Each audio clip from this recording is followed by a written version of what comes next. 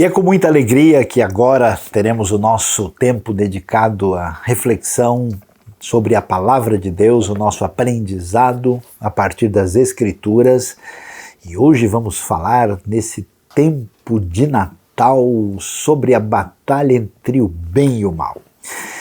Geralmente quando a gente pensa nessa época de Natal é muito interessante, né, pensarmos aí o nascimento de Jesus lá em Belém da Judeia, os anjos cantando, aquilo tudo que evoca, né, toda essa época de celebração, de lembrança daquilo que aparece registrado nos evangelhos. No entanto, nesse contexto do nascimento de Jesus, a sequência da história deixa a gente assim um tanto quanto preocupado, né? Porque Jesus nasce e em seguida a situação é de profunda tensão, né? De grande crise. E isso é interessante porque essa ideia de que a luz resplandece nas trevas, né?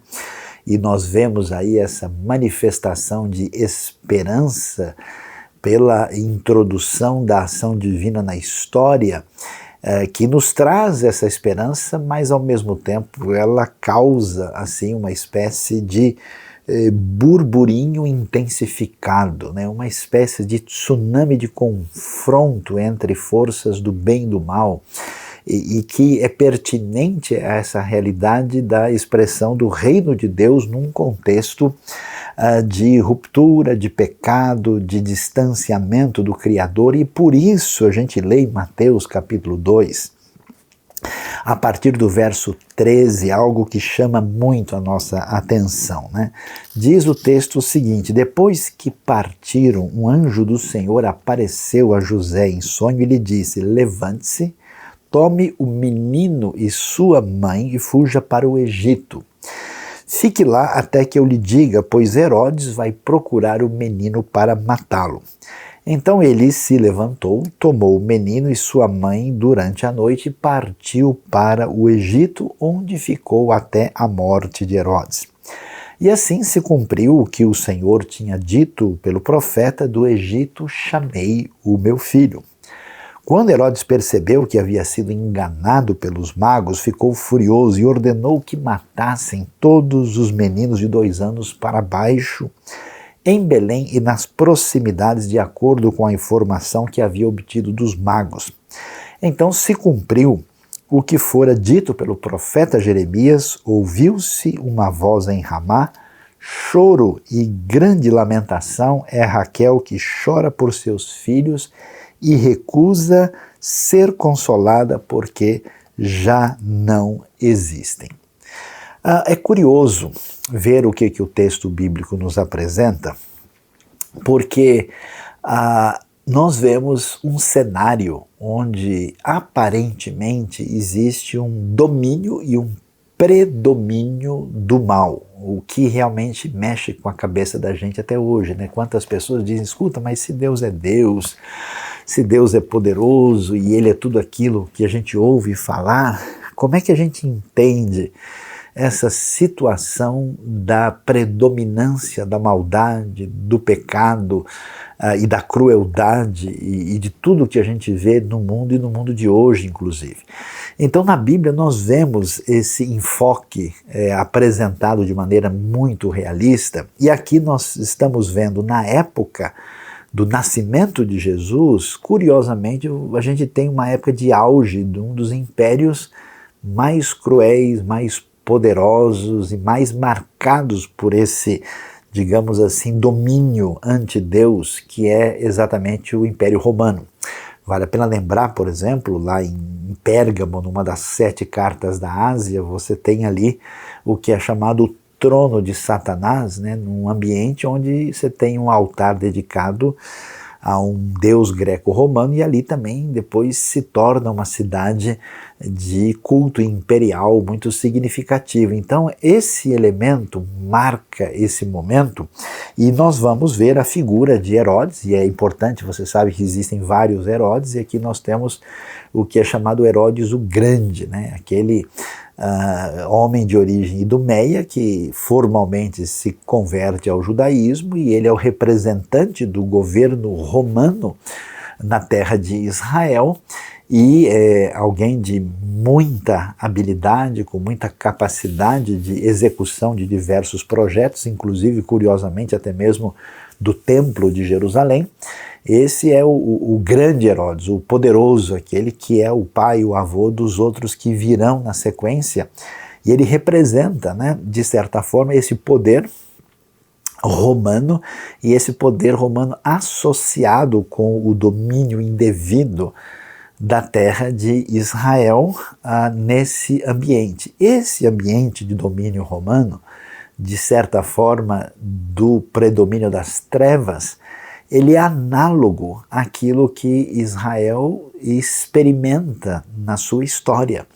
Nós temos um elemento que evoca uma situação semelhante lá no contexto do Egito, quando o povo era escravo e é libertado para, né, ser levado pelo próprio Senhor na direção da terra prometida, e também nós temos a lembrança daquilo que acontece no contexto da Babilônia, quando o povo é invadido pelos babilônios, na época de Nabucodonosor, e o reino do sul, com Jerusalém, o templo, tudo isso é destruído. Então esses elementos, eles estão assim meio que aproximados na descrição do texto, e aí nós vemos a seguinte questão: nesse tempo de Natal, onde não está tão claro, aparece uma batalha entre o bem e o mal, que vai permanecer uma batalha constante até a batalha final, né? Tanto é que a gente chega no Apocalipse, você tem uma edição ampliada e completa nesse confronto entre o rei Jesus, o Messias, e o reino romano e seus desdobramentos, que tem relação inclusive com as visões de Daniel, que vem lá do capítulo 2 e capítulo 7 do livro do profeta do Antigo Testamento. O que acontece? A primeira coisa que chama atenção é ver como existe um movimento do poder de Deus nessa batalha entre o bem e o mal, nesse contexto de Natal, mas é um movimento, digamos assim, silencioso. É um movimento de bastidores, que não se pode perceber. É semelhante à chegada do reino de Deus que vem, né, silenciosamente, né, que começa a agir poderosamente dentro daqueles que recebem o reino, né. O reino não vem de maneira visível, não vem com as características do poder humano. Então, como é que acontece? Quando tudo está sob risco, o que vai acontecer? O Senhor aparece a José num sonho. É muito interessante isso na Bíblia. Várias vezes Deus manda a mensagem secreta, né? É a famosa espionagem celestial aqui, né? Existe, né, um meio de comunicação aqui, uma espécie de rede particular, um Wi-Fi inacessível, da parte de Deus, em que ele muitas vezes se comunica com os seus protagonistas, agentes da história, e isso ninguém pode ter acesso. Então, mesmo que pareça que Roma tem o poder, que Herodes domina tudo, o que vai acontecer? A gente vai ver que o Senhor se comunica com José e diz o quê? Curioso, manda ele fugir para o Egito. E o Egito chama atenção, porque o Egito tem uma recordação, vamos dizer assim, não muito agradável, né? O Egito é a terra da escravidão. O que a gente lembra é que o povo foi libertado do Egito, né? Lá é a antiga Roma, né? O lugar de sofrimento, mas exatamente lá no Egito a gente vê esse caminho de inversão, que a terra da escravidão vai ser a terra do acolhimento, vai ser a inversão dessa conquista divina, né, trazendo inclusive uma bênção para o Egito. E vale a pena lembrar, por exemplo, Isaías 19 fala de bênção que atinge o Egito, a Síria e Israel de uma maneira muito peculiar, e quem visita o Egito até hoje vai ver, inclusive, todo um lugar dedicado à visita da Sagrada Família, tem toda uma recordação, tem uma tradição cristã das mais antigas da história, a tradição copta, que está definida ali e marcada por essa hospedagem especial do rei, que não só aponta nessa direção, mas aponta nesse caminho, que aqui nós temos um movimento duplo, né? Porque a princípio você pode imaginar que o Messias que nasce, ele é o rei de Israel, ele é o rei que veio cumprir as profecias e que vem libertar o povo judeu da opressão estrangeira e assim ser o novo Davi, né? Quando Israel tem esse desafio, né, de adquirir novamente o protagonismo da época dourada de Davi e Salomão.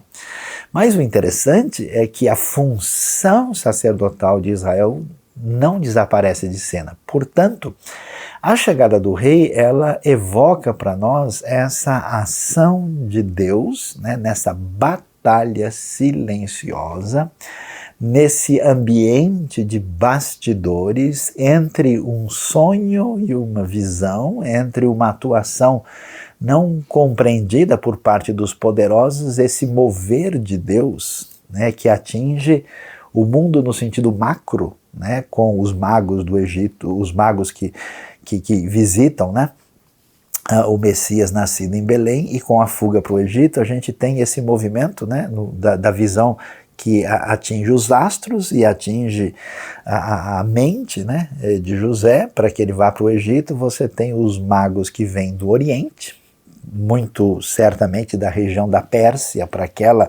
daqueles lados que ultrapassam, né, a região da Arábia, da Mesopotâmia, indo um pouquinho mais longe. Eles vêm de lá. E agora o menino Jesus, nascido Messias, vai para o Egito. Esse movimento na direção do mundo gentílico, e esse movimento que aponta para o caminho da vitória final que haverá com a conquista plena do bem contra o mal.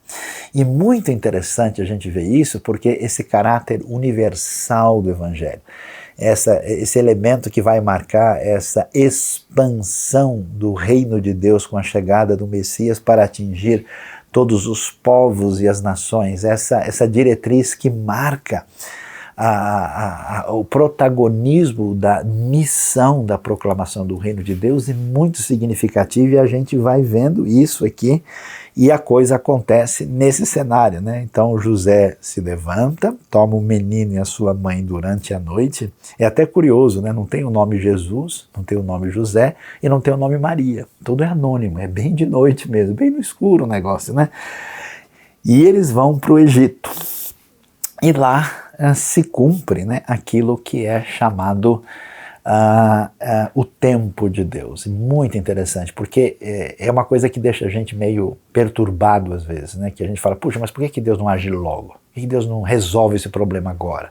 Como assim? Né? Deus parece, muitas vezes, alguém que é extremamente demorado nas suas ações, né? E parece que ele não está prestando atenção direito no processo, mas o tempo de Deus, porque ele permanece lá até a morte de Herodes. E aí é interessante demais, um texto que a gente lê e dificilmente entende, né? Se cumpriu o que fora dito pelo profeta: do Egito chamei o meu filho. Que é uma frase curiosa, porque é interessante, porque a gente vai estudar a Bíblia e a gente não entende algumas coisas que o texto diz, né? E aqui o texto diz exatamente isso, que é uma citação de Oséias 11:1. Mas o texto lá está falando de Jesus, do Egito chamei o meu filho, mas o filho não é Jesus. Mas em Oséias o assunto é outro, está falando de que o povo foi tirado do Egito pela ação divina. E olha que coisa, como é que é esse caminho, né, do transcurso da ação de Deus na história da redenção. No Antigo Testamento nós lemos, num certo sentido, Israel é chamado de filho de Deus. Esse cuidado, essa relação, né, interpessoal aparece nesse ambiente, né? Israel tem essa ação assim profunda, né, diante de Deus, com esse contexto de relação familiar. Então, Israel é chamado de filho. Ele é o Filho de Deus no projeto de redenção quando o faraó e o Egito quase que destroem e acabam com o povo, o que Deus faz? Deus age poderosamente e liberta o seu povo. Aqui nós temos um elemento análogo. O novo Israel, nesse sentido, que também é filho, é exatamente a pessoa de Jesus.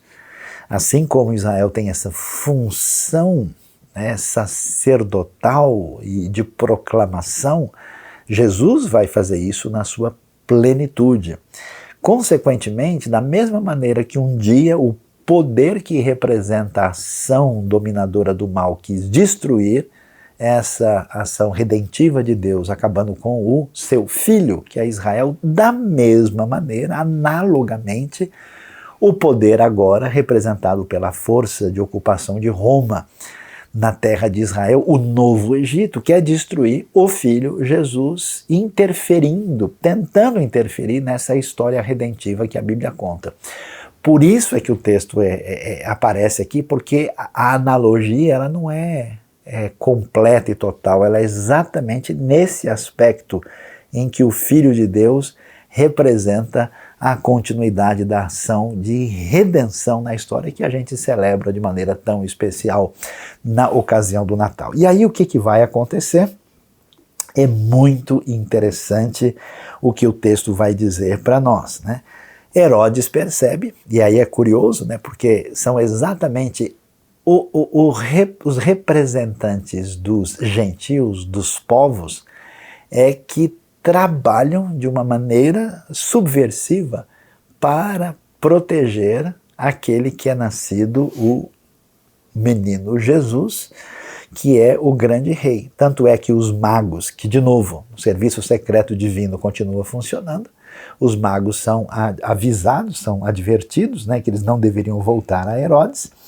Herodes fica furioso com isso e o menino vai ser acolhido no Egito. Então os magos, que são os sábios do Oriente, em sintonia com o Egito, protegem sob a supervisão divina, nessa batalha silenciosa entre o bem e o mal, para a manutenção da vida de Jesus, menino, enquanto está no Egito.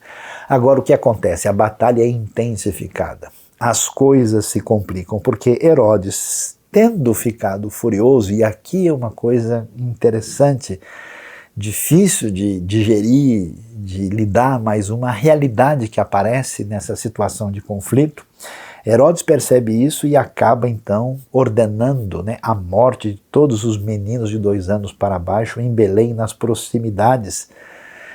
E isso evoca novamente a cena que aparece na ocasião do cativeiro da Babilônia, que é descrita lá em Jeremias 31:15. E aí a gente vê o seguinte: a presença e a força e o domínio do mal são uma realidade. E são uma realidade cruel. Observe que esse desejo de poder e de domínio é tão forte em Herodes que só dele ouvir dizer que nasceu um nenê que pode de alguma maneira ser visto como rei, para evitar qualquer possibilidade, mata todo mundo.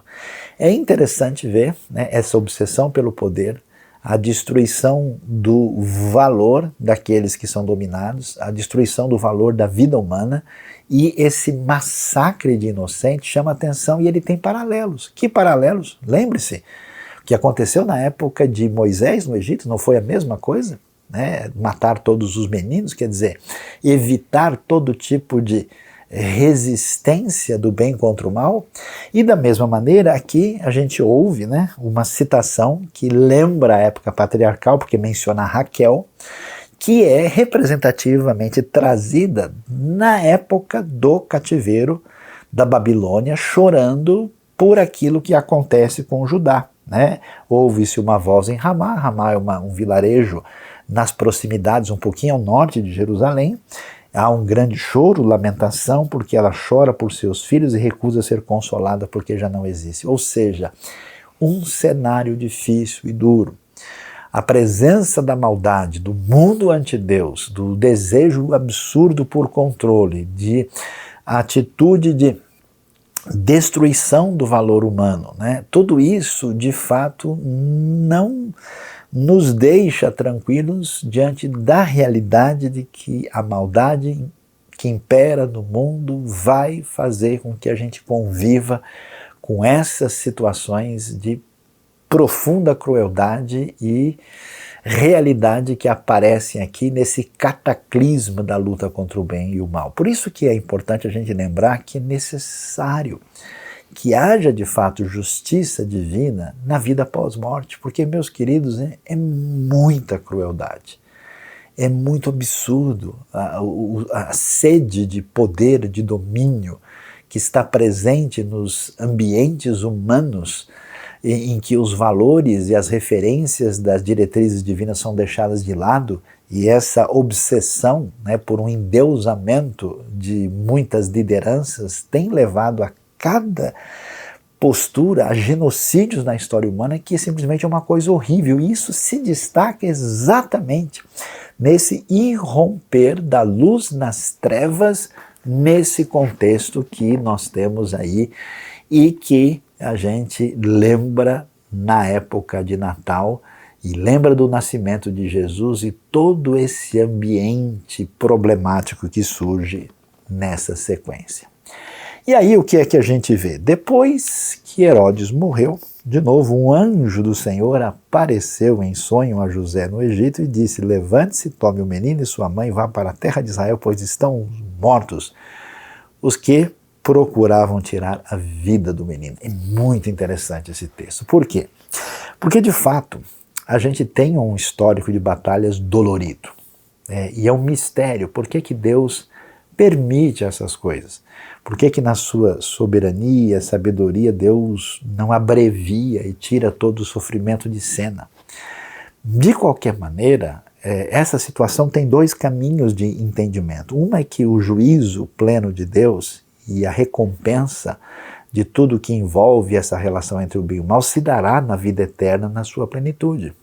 E segundo, é interessante que Deus, dessas situações de catástrofes e de domínio indevido e de opressão e de pecado levado à enésima potência, Deus age poderosamente para daí construir a sua história de redenção e de triunfo. E aqui, de novo, é muito interessante que, apesar do Herodes, apesar da matança, apesar do domínio romano, ninguém controla a agenda secreta de Deus. Que Deus faz e Deus age na vida daqueles que se tornam protagonistas da história sagrada, na direção da sintonia daquele que é o Rei, o que nasce para trazer salvação, perdão, vida eterna e a plenitude do reino de Deus. E muito interessante, porque agora vem a ordem do retorno e a palavra de triunfo. Veja lá, por mais que o mal se levante, cadê aqueles que fizeram o mal? Estão mortos. A frase é forte. Estão mortos aqueles que procuravam tirar a vida do menino. Então ninguém interfere no plano de Deus a ponto de poder anulá-lo.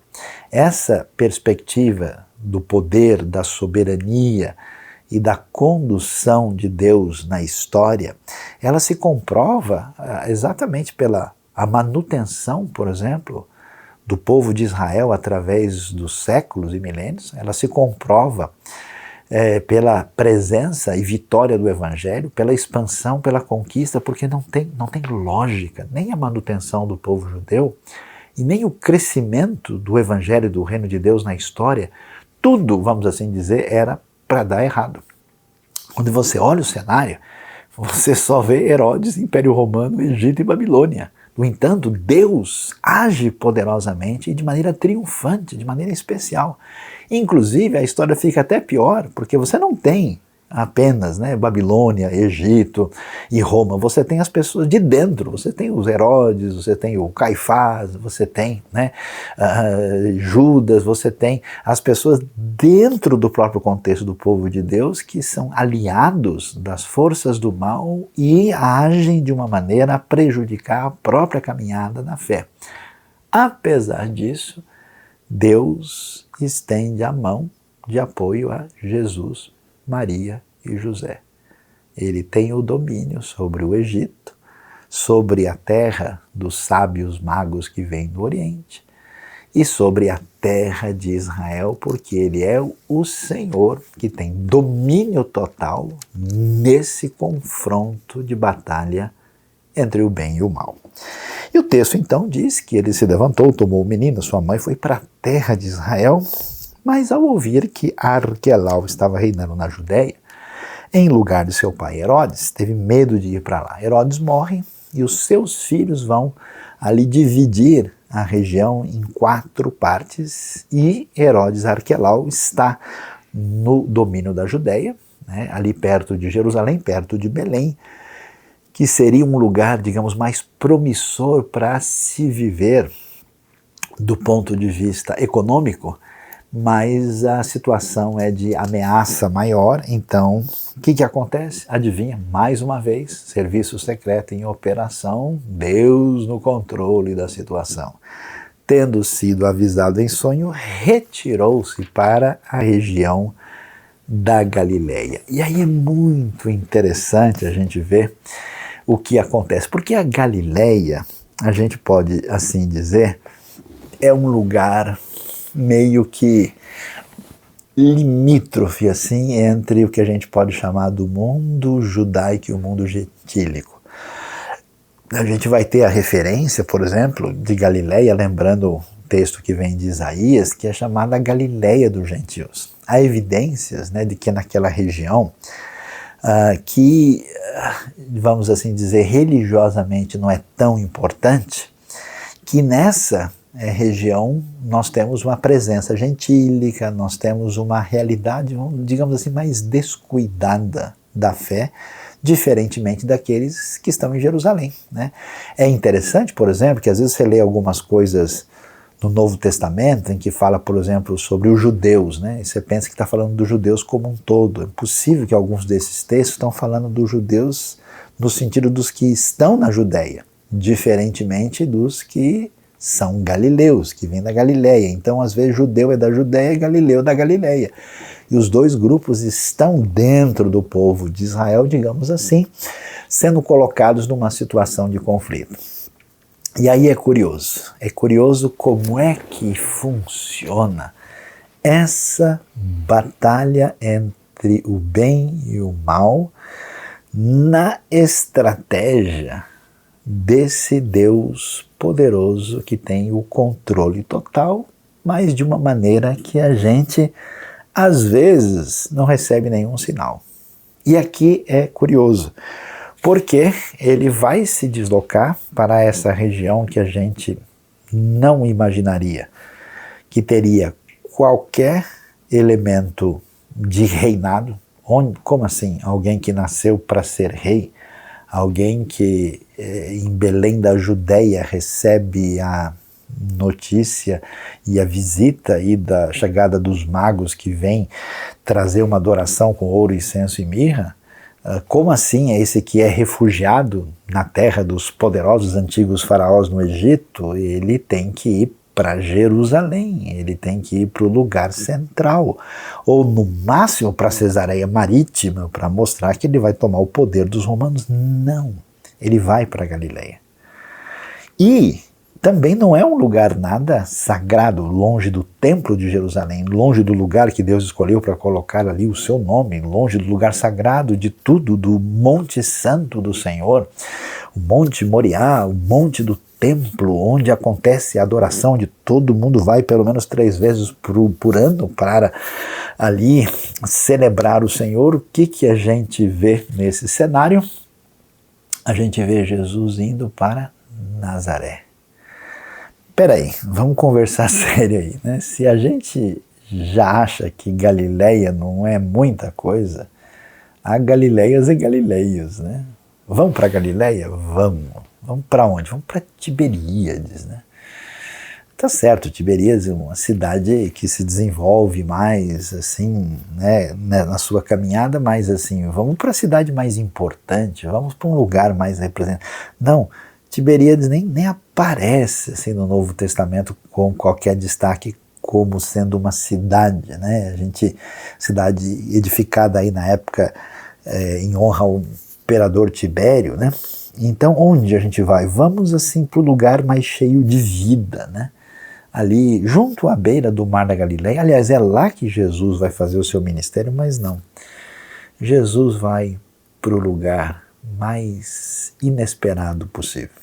Absolutamente, vamos dizer assim, desprezível. Havia uma cidade, que a gente não ouve falar muito, que fica na Galileia mais afastada em relação ao Mar da Galileia, ao Lago de Tiberíades, que era a cidade de Séforis, que tinha uma certa importância. E Jesus, com a sua família, vão viver em Nazaré. E o que é Nazaré? Nazaré é um vilarejo. É uma coisinha de nada. Talvez tenha aí no máximo 1.000 pessoas, talvez entre 500 a 1.000 pessoas morando lá. Possivelmente José vai viver ali tendo um emprego de quem mexe com construção e também madeira, talvez prestando serviço para quem está em Séforis, já que Nazaré é meio que a periferia de Séforis. Quer dizer, se a Galileia já é uma periferia de Israel, e Israel já é periferia do Império Romano, né? Nazaré é a periferia da periferia da periferia. Então, quer dizer, é um lugar mais assim que a gente poderia imaginar. E é tão interessante para a gente ver o caminho dessa ação divina poderosa, porque ele vai para Nazaré, esse Jesus de Belém da Judéia vai ser o Jesus que é chamado o Jesus de Nazaré. Isso é tão forte que até hoje, em hebraico, quando se referem aos cristãos, a palavra utilizada é notzrim, que significa literalmente nazarenos. Quer dizer, a marca fica para sempre quando a gente fala em Jesus de Nazaré.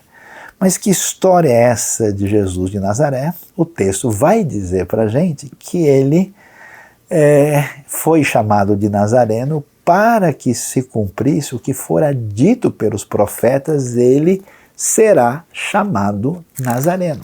Qual é a dificuldade? Se é difícil entender Oséias 11:1, quando a gente ouve que do Egito eu chamei o meu filho, agora você pega aí o seu software da sua concordância, faz a pesquisa em todo o Antigo Testamento e vai ver o seguinte, olha, não tem nenhum texto da Bíblia que vai dizer que um dia alguém ou o Messias seria chamado de Nazareno. Como é que a gente entende isso? A gente vai ler Isaías 11, versículo 1, e o texto diz o seguinte: a profecia messiânica fala do ramo de Jessé. Jessé é o pai de Davi. Estamos levando em conta aqui a aliança davídica, a aliança que envolvia o domínio do trono por meio do qual nasceria o Messias, que é aquele que é o Rei dos Reis. Então o texto diz, um ramo surgirá do tronco de Jessé e das suas raízes brotará um renovo. O que acontece? A figura aqui é a figura de uma oliveira que tem as suas raízes e da raiz da oliveira brota ali um ramo, brota um renovo, né, que surge. A oliveira é uma árvore muito peculiar e muito, assim, vamos dizer, frequente na terra de Israel, e ela é marcada até como símbolo. Quando você vê Romanos 11, a nação de Israel e os gentios nela enxertados são vistos assim como oliveira. E aí aparece essa palavrinha que da raiz, né, de Jessé dele vai brotar um ramo novo, um renovo, né? E que termo nós temos ali? É o termo hebraico netzer. Netzer, que soa muito parecido com Nazareth, que é Nazaré. Então quem ouviu a coisa no hebraico, ele certamente entenderia como se ele dissesse o seguinte, ó, ele será chamado renovo porque ele está na cidade renovada. A coisa parece no texto original com o mesmo som, a mesma eufonia, trabalha com a mesma raiz. E aí a gente vai ver, curiosamente, esse cumprimento da profecia, mostrando que Jesus é chamado o Nazareno. E o que é interessante quando a gente lembra no Natal da grande batalha e vitória do bem contra o mal? A gente vai ver que a maneira como Deus age, ela está fora da expectativa e da proposta humana. A maneira como Deus conduz a sua vitória através da história não é pela força bruta, não é por assumir o poder e o domínio de uma maneira escancarada, não é pelo caminho das estratégias humanas e nem pela perspectiva daquilo que se mostra visível. Isso chama a nossa atenção e mostra para nós que aquilo que parece ser o mais importante receber protagonismo, na Bíblia surge como um elemento de segunda importância.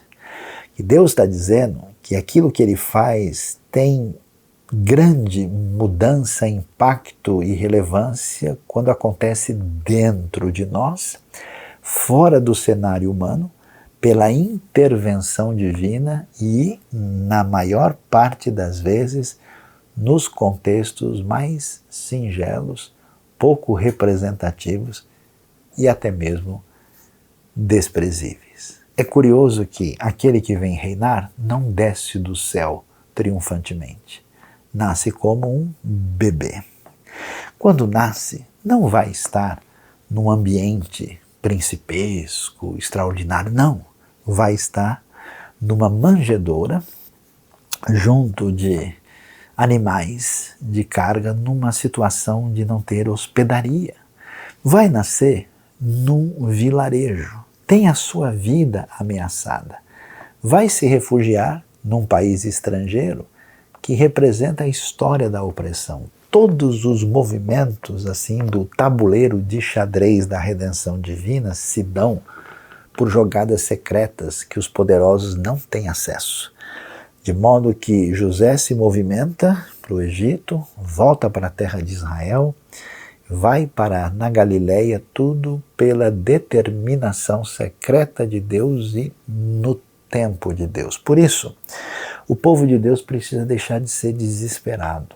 Precisa entender que apesar das mortandades, apesar dos Herodes da vida, apesar do aparente domínio do mal, o Senhor continua sendo bom, Ele continua sendo Deus, Ele tem o domínio e o controle de toda a situação e Ele está agindo no cenário muito além do que a gente imagina e no tempo certo de Deus. E o curioso que as grandes vitórias, que é a vitória do Natal, na grande ação poderosa do bem contra o mal, acontecem na manjedoura de Belém, acontece no refúgio do Egito e acontece na pequenina Nazaré, que vai ser o palco do crescimento do menino Jesus, cuja profecia é tão limitada que a gente entende quando vê 3 letrinhas do alfabeto hebraico, Netzer. Nazareno representa alguém que vem de um lugar absolutamente pouco importante, desprezível, rejeitável, que não tem nenhum significado de realeza, nem ligado ao sagrado, e é o palco da construção da história do Messias, que é o Rei de Israel, que é o Salvador das nações e que silenciosamente, no meio das trevas, age na sua vida, na minha vida, e poderosamente vai construindo esse grande reino de Deus, até que chega o momento que a história dos evangelhos, a história do Natal, reverte-se no triunfo final. Esse Jesus que vive a sua vida e o seu ministério dessa maneira, aparece triunfante, plenamente, no domínio do seu reino, como o Senhor glorificado que venceu a morte e tem todo o poder, o Rei dos Reis, na visão do Apocalipse 1, e ele virá para que o seu reino, que age de maneira tão singela e limitada, seja poderoso, absolutamente vencedor e tenha o domínio total e final. A minha oração e meu desejo é que você, na sua vida, observe muito bem como é que está a sua relação com Deus e com o reino. Porque não tem jeito, ou você está sintonizado com Herodes, com o poder do faraó, ou com o domínio de César, ou você caminha a jornada que passa por Belém da Judeia, o refúgio no Egito, e na caminhada de Nazaré para a Galileia, proclamando que Ele é o Rei dos Reis, o Senhor dos Senhores, e a minha vida pertence a Ele, e eu sou o seu servo, e estou no reino, e vou servi-lo sempre. Deus abençoe a sua vida nesse final de ano onde parece que Deus perdeu o controle de alguma coisa. Nesse final de ano que parece que os poderosos desse mundo estão dando as regras de tudo que a gente deve fazer. Onde parece que as coisas estão fora do lugar, que nesse Natal Deus mostre a você e ao seu coração que Ele, sim, é o vencedor final no grande conflito entre o bem e o mal. Você gostou desse vídeo? A IBNU tem muito material para abençoar a sua vida e de outras pessoas, então se inscreva no nosso canal e ative o sininho para receber as nossas notificações.